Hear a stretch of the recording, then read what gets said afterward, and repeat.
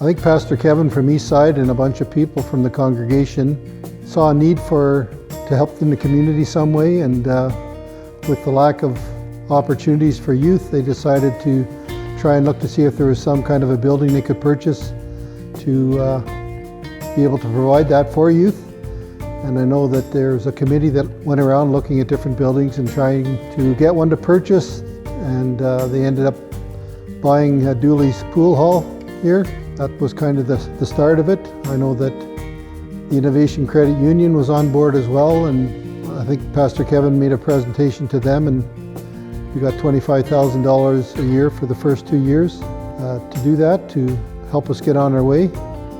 The other neat thing about it, of course, is Fresh Start, which was going out of Eastside Church at the time, was looking for a place as well. So the combination for Fresh Start and the Youth Initiative combined together helped get it started. And the congregation, again, voted and put a lot of money into it. I'm not sure the exact amounts of dollars, but I know that there was over 2,000 hours of volunteer labor in tearing down the old Dooley's and making it into what it is today, plus a lot of donations from many companies and people with skills to put everything together. So July we started finishing up, and I started working a little bit in July, and then I think the grand opening was November in 2010. Well, it's really grown over the last 10 years. I know when we started out, it was kind of under the Eastside Church of God umbrella in a sense, with Fresh Start and us, but the Youth Initiative, Swift Current Community Youth Initiative, after a year or so, was established, and we were kind of our own entity.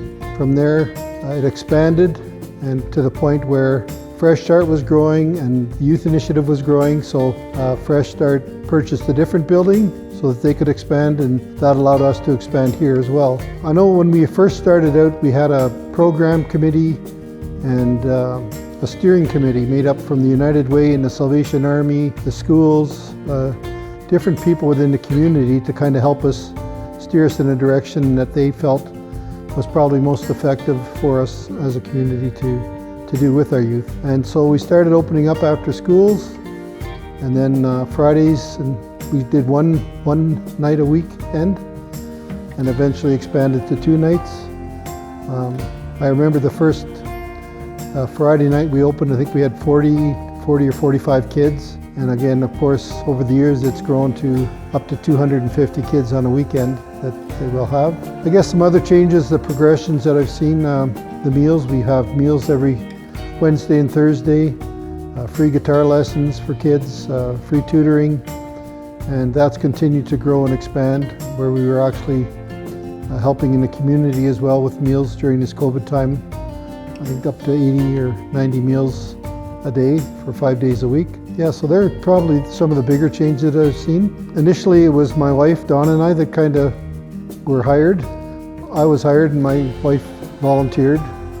And it's just how it's expanded now from the counseling aspect of it, having a program director, an executive director, a lot of internships have come through over the years too.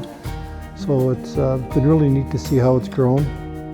I think a neat part of it too is the government of Saskatchewan initially. There was not a lot of dollars from them, but they've really come on board and been very supportive and helpful in enabling us to expand as well and come to the point where we're at today.